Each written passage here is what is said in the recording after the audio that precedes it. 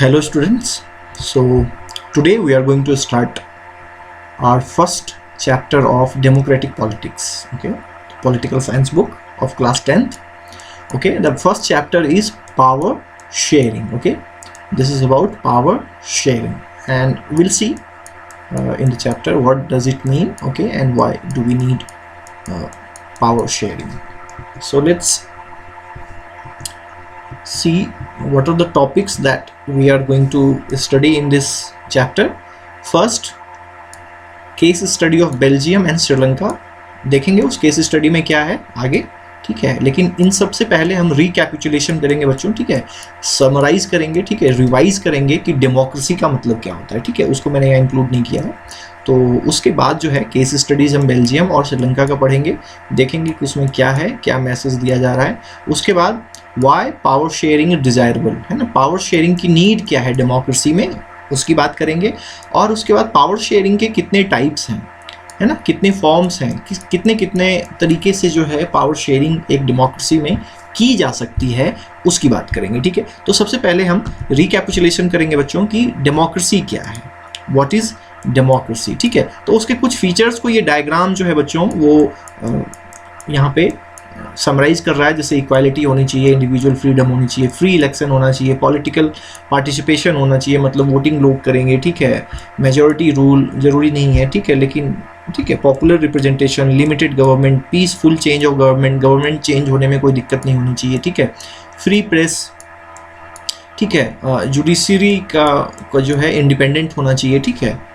तो ये बच्चों आपने क्लास 9th में पढ़ा हुआ है, क्लास 9th में आपने पढ़ा हुआ है, ठीक है। वो चैप्टर जो है मैं आपको दिखा देता हूँ कि वो कौन सा है, ठीक है, यहाँ पे क्लिक करेंगे तो वो खुल जाएगा यहाँ, ठीक है। ये चैप्टर है बच्चों आपका जो कि आपने, है ना, what is democracy and why democracy, ठीक है। ये चैप्टर क्लास 9th के डेमोक्रेटिक पॉलिटिक्स में है जो आपने स्टडी की है, ठीक है।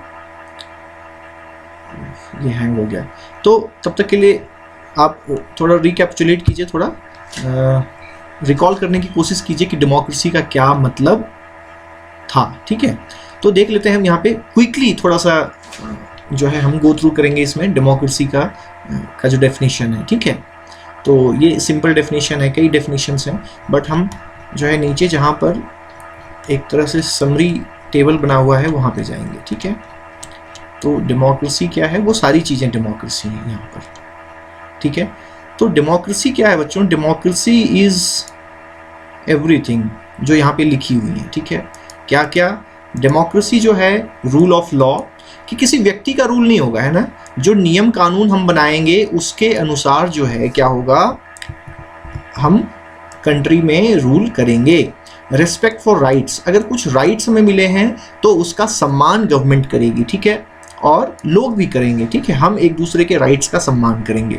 वन पर्सन वन वोट, ठीक है, हर एक व्यक्ति के वोट का जो वैल्यू है वो इक्वल होगा, इक्वालिटी होनी चाहिए, है ना।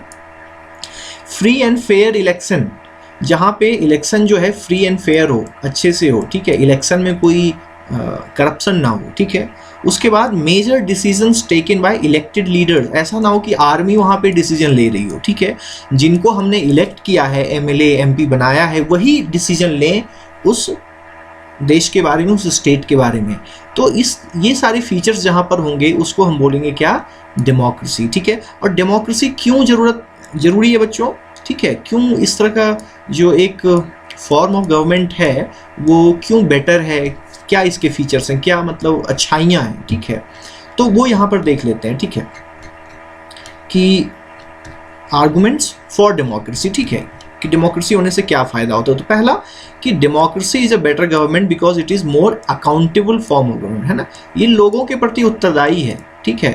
अगर ये अच्छा काम नहीं करेंगे तो इलेक्शन में अगले बार हम उनको क्या करेंगे, हरा देंगे, ठीक है, और वो जब हार जाएंगे तो इसका डर रहेगा उनको हारने का, ठीक है, कि नेक्स्ट इलेक्शन जो है हम नहीं जीत पाएंगे, तो कहीं ना कहीं वो अच्छा काम करेंगे, ठीक है।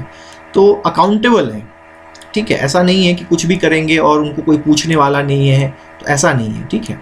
Democracy provides a method to deal with differences and conflict, ये एक बहुत इंपॉर्टेंट बात है बच्चों, ठीक है। डेमोक्रेसी में क्या है कि हम आपस में जो डिफरेंसेस हैं, ठीक है, उसको डील कर सकते हैं, ये हमारे ऊपर है, ठीक है। और कॉन्फ्लिक्ट्स, ठीक है, कुछ डिसएग्रीमेंट हो गया, हम नहीं एक मत पे नहीं आ पा रहे हैं, तो डेमोक्रेसी हमें एक स्पेस देती है कि हम नेगोशिएट कर सकें, ठीक है।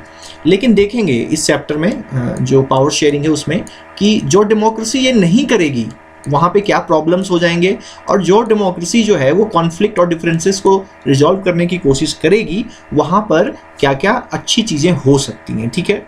Democracy enhances the dignity of citizens, है ना, एक व्यक्ति का जो रेस्पेक्ट होता है उसको बढ़ाता है ना, एक इंडिविजुअल का।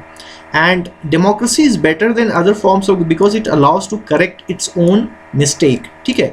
मतलब इसमें ये फ्रीडम है कि अगर आपने कोई गलती कर दी कोई बात नहीं, नेक्स्ट टाइम इसको सुधार लेंगे, ठीक है। तो इसकी वजह से भी डेमोक्रेसी जो है एक अच्छी फॉर्म ऑफ गवर्नमेंट मानी जाती है, ठीक है।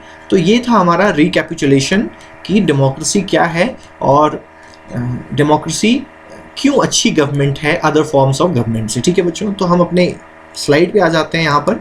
तो ये हो गया हमारा रिकैपिचुलेशन, ठीक है। अब जो है हम केस स्टडी की बात करेंगे, ठीक है। सबसे पहले बेल्जियम की केस स्टडी की बात करेंगे, ठीक है। उस केस स्टडी में क्या क्या इन्फॉर्मेशन है उसकी बात करेंगे, ठीक है। तो ये बच्चों अब हम नेक्स्ट वीडियो में करेंगे। पहला हो गया रिकैपिचुलेशन के बारे में, मेजर टॉपिक्स के बारे में कि इस चैप्टर में हम क्या पढ़ने वाले हैं, ठीक है। नेक्स्ट जो होगा वो अब हम बेल्जियम की केस स्टडी के बारे में बात करेंगे, ठीक है। तो नेक्स्ट वीडियो में मिलते हैं बच्चों बेल्जियम की केस स्टडी के साथ।